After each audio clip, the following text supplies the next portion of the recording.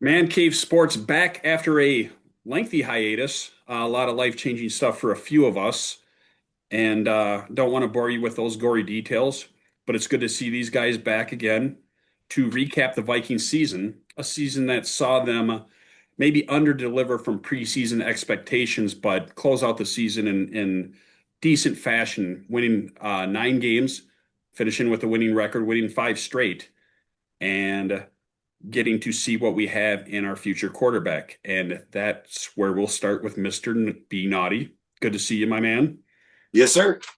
JJ McCarthy, he started 10 games, I believe, went 6-4. Obviously, Carson Wentz came in and relieved him. We got to see Max Brosmer, former Golden Gopher, play a couple of games as well. Give your overall assessment of first the quarterback room, which is probably going to change. I don't think Carson Wentz, if he was smart, would come back here, let alone the NFL. And what you think of Mr. McCarthy and even Max Brosmer's performance this year. Well, let's just leave Max out of this. I don't even want to touch on that. I mean, that's like low hanging fruit. So let's leave that alone. I'm still a believer in JJ. I mean, that first game of the year, I mean, he really did show out to win on Monday night against the Bills. I, but then that offensive line fell apart, and it was just like in chaos. And then he became chaos. I love JJ at Michigan. I mean, what is he? In his college high school career, he was like 63-1. And he came from a running at Michigan. They ran the ball with big defense. I mean, wasn't the easiest thing to step into, and I still believe in the guy. But the big thing is we got to bring somebody in. I mean, the big name that everybody, my cohorts are talking to me about is like a Mac Jones type of guy. Just somebody to compete and be a backup quarterback. I'm willing to give JJ 1 more year, 2 more years. I mean, you just can't throw away somebody like that right away. We saw that with Sammy Darnold, the Jets, him and Baker Mayfield, both on the Panthers at the same time. It's just, you just got to wait and see. But the offensive line is key. I mean, it was chaos the first 7 weeks of the All season. right, don't So step on Mr. Steve's touchdown call on that. One quick final question. What about a return of Kirk Chains who might be available? no chance because Stefanski worked with him here. Stefanski's the head coach. Kirko already restructured his contract. He's there. We're not Okay. going to have to deal with that. Okay. All right, Steve. Offensive line. Yeah, offensive line was horrible. And it was injuries. I mean, we had it was over 20 different offensive line combinations. We had 10 different guys playing offensive line throughout the season for us. You know, Kelly should not probably never play football again. That guy had way too many concussions. He needs to think about his health and his family. He should probably be done. That's way too many. He needs to be out. So we need a center. Schools, I think we trade him in a bag of oranges for a parking cone because he was about as useful as that.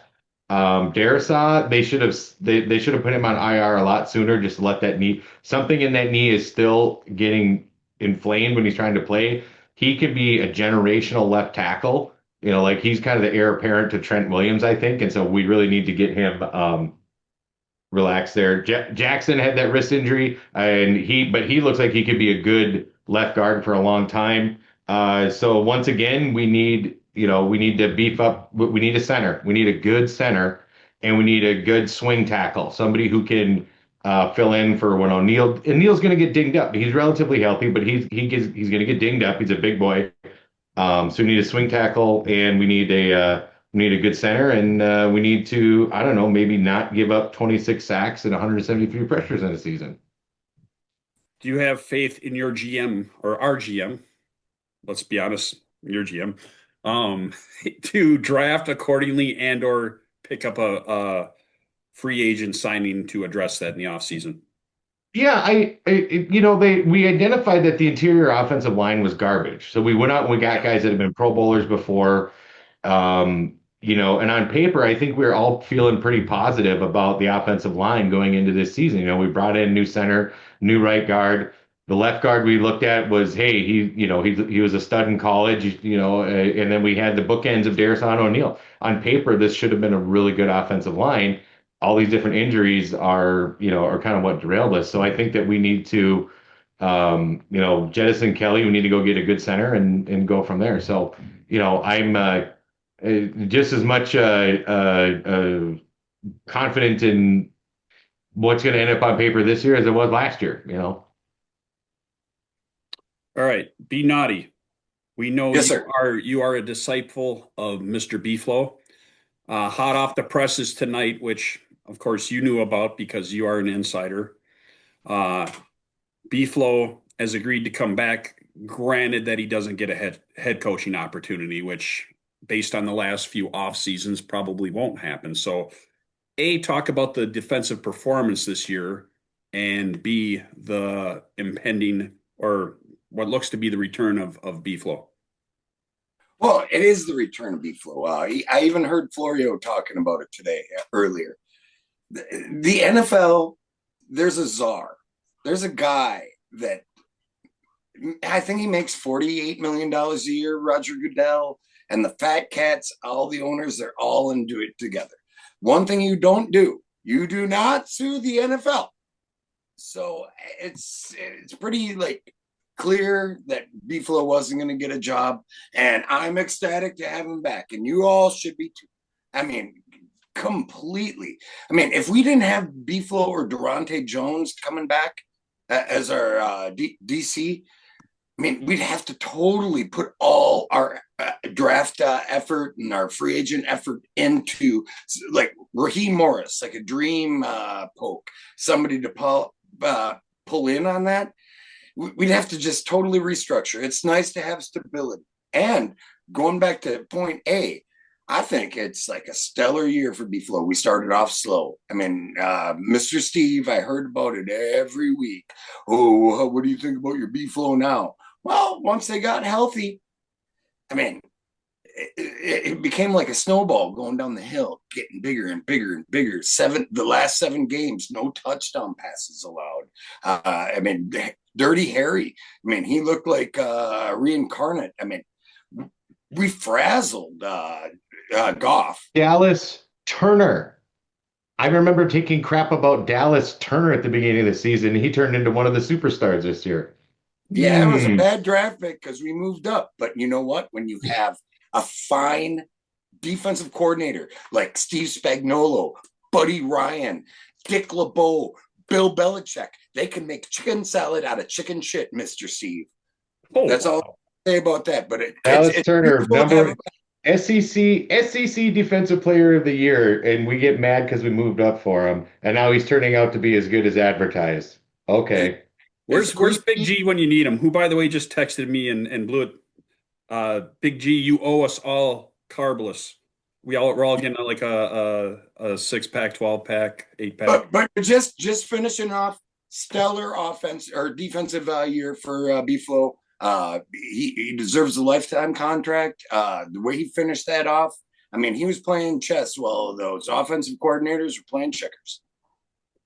All right. Moving right along, as we like to say in the business. Justin Jefferson obviously had a rough season. I believe 2 touchdowns, got his 1,000 yards, set some records, which all us Vikings fans were very happy about. But there seemed to be maybe not a disconnect, but him and McCarthy never really seemed to get on the same page this year. You saw some frustration out of JJ that you maybe not have seen prior seasons. Steve, talk a little bit about if there's any concern about Justin Jefferson moving forward with this team and anything that he and JJ McCarthy can do to kind of get on the same page, so to speak. Not yet. I don't have concerns yet. I think, Justin Jefferson's proven himself to be a consummate professional. He's not gonna, he's not going all Chad Ochocinco Johnson on us here or anything like that.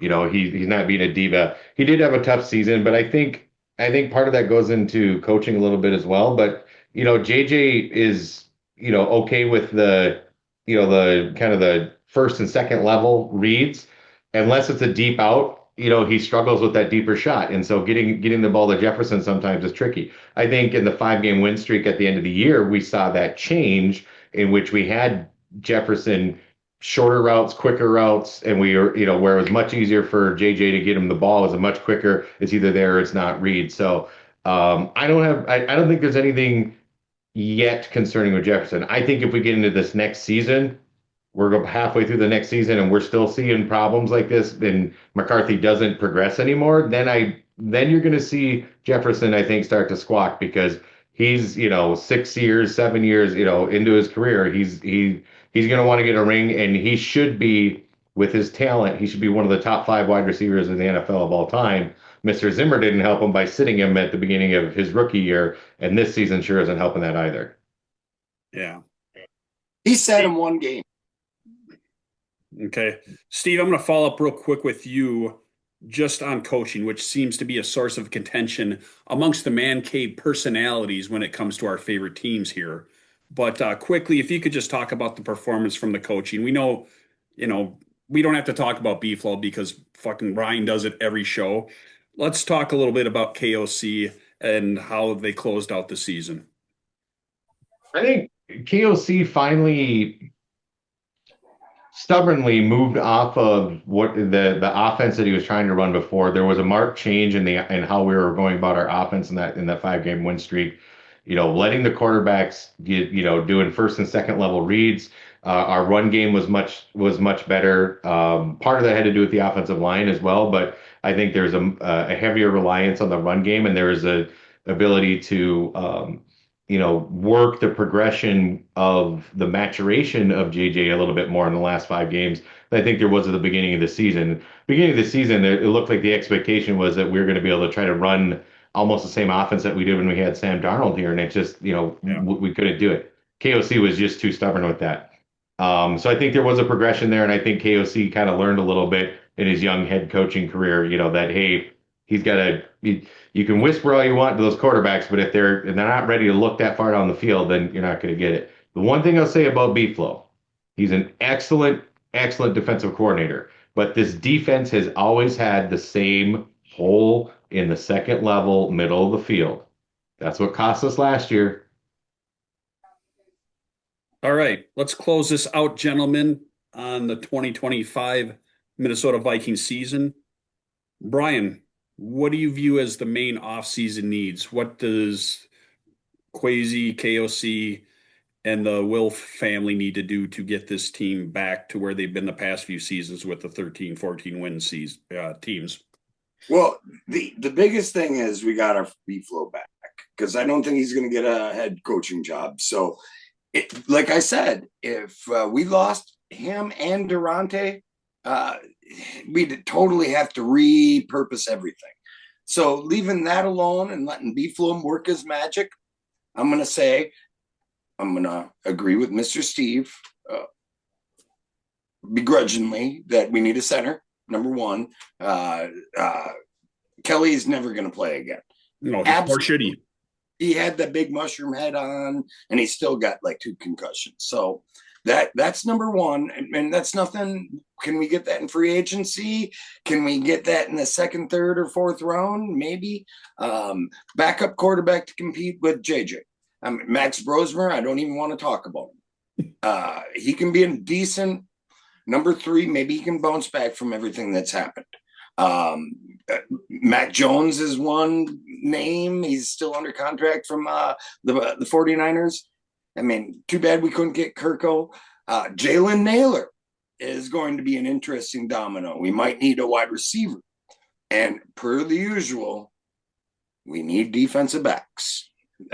So let's just see what happens. I mean, I'm not a Swami, but that's basically the brass tacks of the whole thing. Stop it. What are we going to do to replace CJ Ham?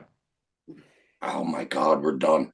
Well, let's not worry too much about that because we're one of the few teams that use a fullback. But CJ Ham, Special teams, and Harry Hitman, and Harry the Hitman. If this is the last we've seen of CJ Ham and Harry the Hitman, as longtime Vikings fans, we appreciate everything you brought to the organization. I'm not sure that the Hitman's done. So that's Well, gonna be cool. let's hope not, but I'll tell you what is done this show. So thank you everybody for watching us this year. Man Cave Sports, we will be back possibly to preview the draft, talk more Vikings football as we get closer to the season. So appreciate everybody checking it out this year. Man Cave Sports out. Gentlemen, thank you.